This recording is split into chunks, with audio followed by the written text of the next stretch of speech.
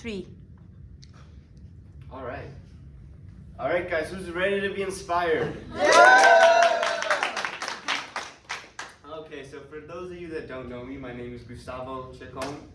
I study mechanical engineering at the University of South Florida, and I've been invited by Dr. Uslin to give a talk about my life, kind of how I've gotten to where I am today. And when she first asked me, I thought to myself, well, of course I'll do it. Who doesn't want to talk about themselves for an hour, right? So here I am today, and we'll go ahead and we'll get started, and we're gonna start from the beginning, right? So 13.8 billion, I'm kidding. We'll start from the real beginning. That is me right there.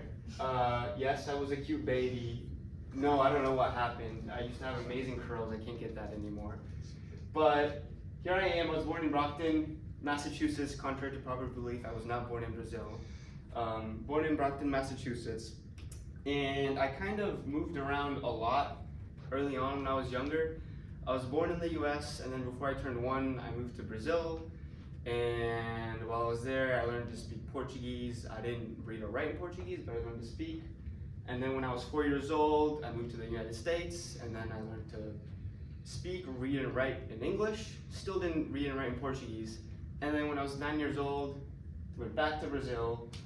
Never been to Rio, even though I have Christ the Redeemer on the screen here. But back to Brazil, and then I got put straight into a Brazilian school. And like I said, I could speak Portuguese, but I didn't read or write. So I struggled a little bit at the start when all my exams and homeworks were in Portuguese. I needed a little bit more time with everything, a little bit more attention from the teachers. But within a few months, I was able to get used to the Brazilian school system, picked up my Portuguese, and started doing really well. And then this is why I think I'm here today. There's one decision I made back early on in my life that I think is one of the big reasons I'm here today. So, do you guys know about the butterfly effect? Anyone know about the butterfly effect? Yes. What is the butterfly effect? If the butterfly flaps its wings in the past or something, it could cause a tsunami. Exactly. So it's just maybe one trivial little action could lead into a big change down the line, right? So when I was 12 years old, I started playing basketball, and when I started playing, I kind of stood out pretty quickly. I picked it up pretty easily, and I also was lucky to hit puberty quite young, so I was bigger than all the other kids when I was 12. So it was a little easier when you were a foot taller than everyone else. But so I started playing basketball at 12 and quickly stood out. And then this man came into my life. And I know what you're thinking. It's not Rolando Ferreira. It's Rolando Ferreira. All right? Let's practice. So say the first name with me, all right? Rolando Ferreira. All right, very good. Rolando Ferreira. So Rolando Ferreira was actually the first Brazilian basketball player to play in the NBA. And he played for the University of Houston in college, and then he got drafted by the Portland Trail Blazers. When I was just starting to play basketball, he was the basketball coach at the International School of Curitiba, which is where I ended up attending later. And at the time, he was looking for athletes, be it in basketball, soccer, or volleyball, to try out for a scholarship at the school because they needed athletes. So being that I was doing really well on the team I was playing, and he was looking for athletes, he reached out to my coach at the time and said, hey, you have any athletes within this age range that would like to try a scholarship? So I went to the school, and I went through this big, huge funnel where they just eliminated a bunch of people, and then I did an academic test, placed really well in that, and then finally I practiced with the team at the school, and then eventually I got the scholarship. So I got a full ride scholarship to study at the International School of Curitiba. Really, I think one of the biggest lessons in my life, honestly, I would talk to my parents like, hey, like, what are some ways I could keep practicing my English? Like, how can I go and study abroad if I'm just studying in a regular Brazilian school? And then I just happened to end up here.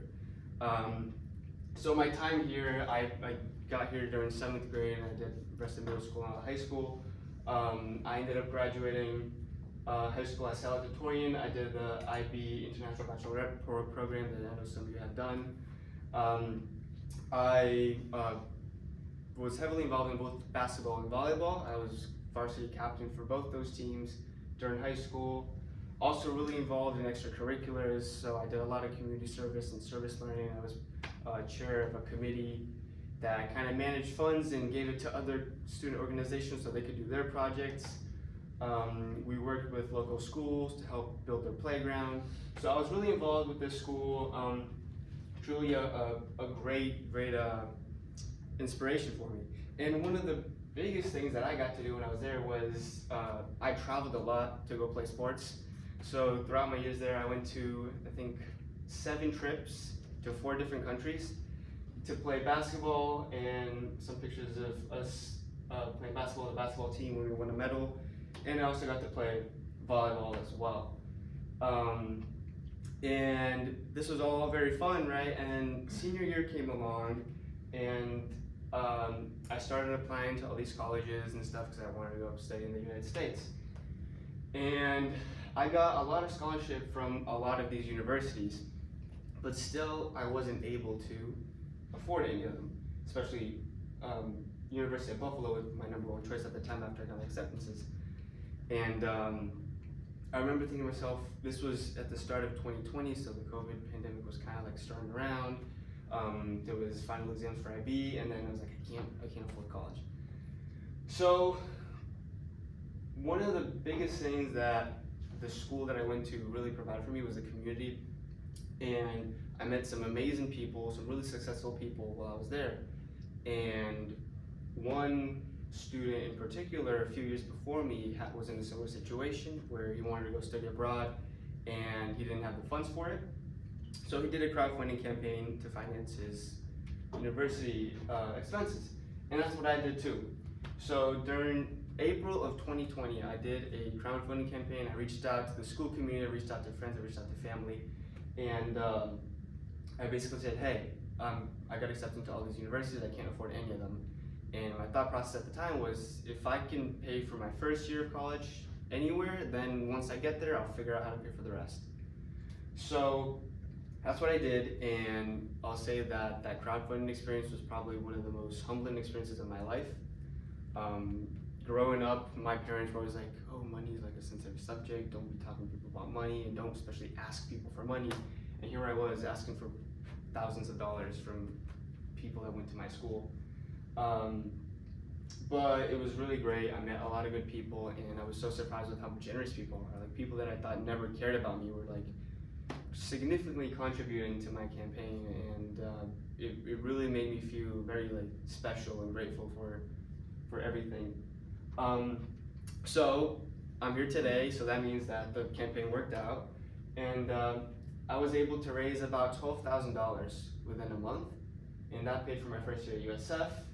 And then I was on my way, I glitched a little bit, but yeah. So on my way to USF, and here I am today. And so then when I got to USF, I entered as a member of the Judy Ginchef Honors College, and really being a part of this really gave me access to a bunch of scholarships that only honors students could apply to.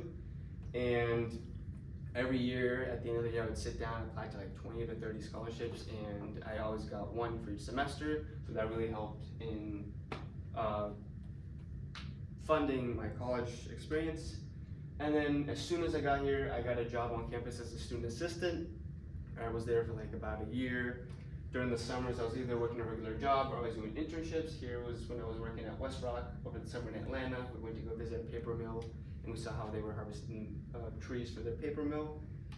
And then I worked as a server for the longest while, and met a lot of interesting people in the restaurant industry, also some professors that went there. So I had all these jobs to help me afford college and afford my life. And also, when I first got to USF, the very first organization that I joined was Engineers Without Borders. And I decided to join the international project that the group had in the Dominican Republic. And I started off as a regular member of the Dominican Republic project, and then I transitioned to the International Diplomacy Lead.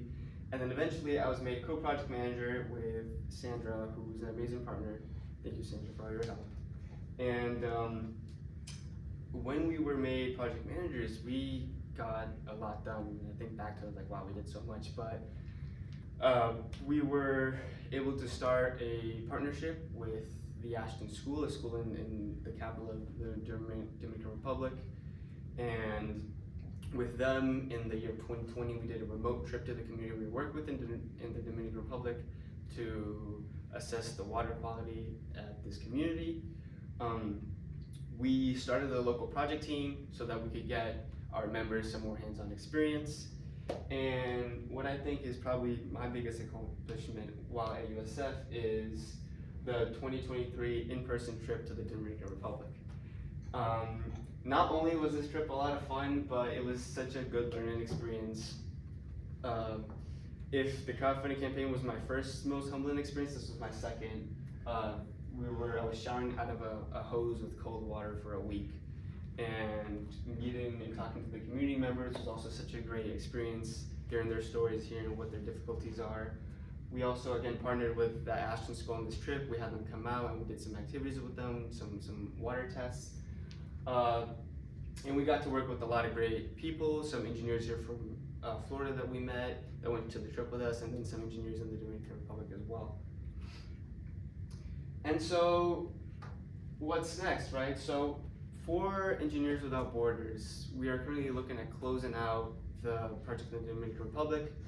That's because in this picture right here, this is a picture that we took when we were there last year, and this is an aqueduct that the municipality is building at the top of the community, and it's meant to distribute water to the entirety of the city, including the community we work with.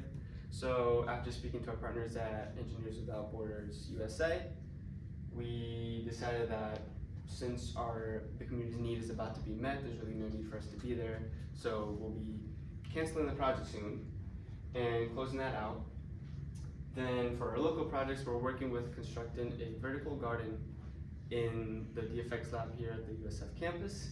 And that has been an ongoing process, not an easy one, but we're still working on it, and we have some implementation days that are coming up. And after school, what I'll be doing is I got offered a position at General Dynamics Electric Boat. So this is General Dynamics' division of submarines, so I will be working with submarines within a few months, and unfortunately having to move away from Tampa, but very exciting to be getting a position like this in such a good company. So I wanted to say thank you, but not just thank you for being here. The only reason that I'm here at USF today is because of the people that I've had along the way.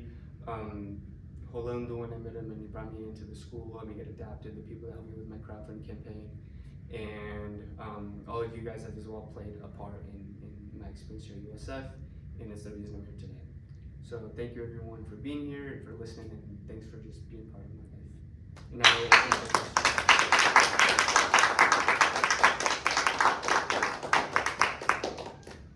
questions, anyone? Appropriate questions. Amugo? So you were talking about basketball. Like, did you want to be like a professional player, like growing up, or was like your parents like? I know when I growing up, I wanted to be a soccer player, but my parents were like, "We should focus on your education more than that." Like, was that a situation similar to yours? I definitely wanted to be a pro basketball player. I would watch videos of like Isaiah Thomas, not very tall, great basketball player, and I think at one point I realized I wasn't gonna be a pro basketball player. So I was like, okay, well maybe I'll play college basketball, and that didn't work out either. I play for fun every once in a while. Robert? What made you become a mechanical engineer? So, for as long as I could remember, like when I would think about what I want to do when I grow older, engineering would come to mind. And I think the reason for that is I've always been kind of good at math. And after going through 4 years of engineering, about to graduate, I think that was the right choice. Even if 10 years down the line I'm not an engineer anymore, I think that the skills that I learned at school, at engineering school, is something that you won't learn anywhere else. I might be a little biased, but I'll say that engineering is probably the best major you could do in college. Yeah. Sandra? If you could go back to your freshman year, what advice would you give yourself knowing what you know now, and would you change anything? I would say chill out. Yeah. So when I was in high school, I was very like, oh, I have to do everything. I have to have the best resume. I have to have the best grades, and I kind of carried that on through my first year at college. And I wanted to get involved with everything. I wanted to, you know, have a stellar resume. And then now looking back, I'm like, well, it's good to do all these things, right? But like, just chill out a little bit. You know, take it slow. Yes. Who was your favorite teacher? In college? My favorite teacher in college. Don't feel pressured. I really enjoyed Dr. Yuzin's thermodynamics class. My favorite teacher, I think I would say is Dr. Goldigan. Very good teacher. I also enjoyed his fluids class. Thank you. You're welcome. Sandra? What was the most challenging part about being in EWB, and what did you like the most? The most challenge, what was the second part of the question? So the first part, what was the most challenging? Yeah. And second, what did you like the most? What did I like the most? Okay, the most challenging part of being in EWB. I would say probably managing the people. It's not easy to get people to do certain things, and I still struggle to this day with kind of how to separate the work that I should be doing and the work that other people should be doing, and when it's okay to be like, hey, can you do this for me because I can't, or it's not my role. So I think that managing your team has probably been the most difficult part that I've had to deal with. And like the part I've enjoyed with the most, I think also the people. I guess when we did this trip to the Dominican Republic, the group that we went with was an amazing group, and we did a lot of good work. We also had a really good time while we were there, and then working with the Ashton School and the community there was also great interaction. Just learned so much from all these people.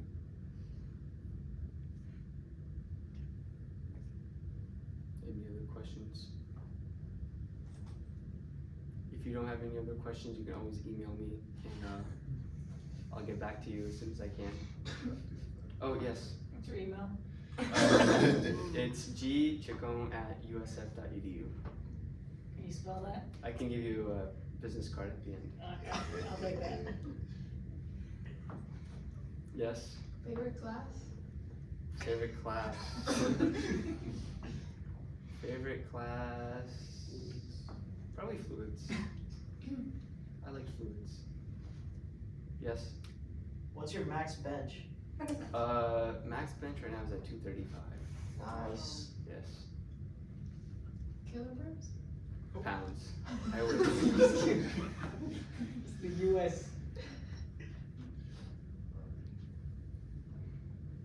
All right, thank you guys.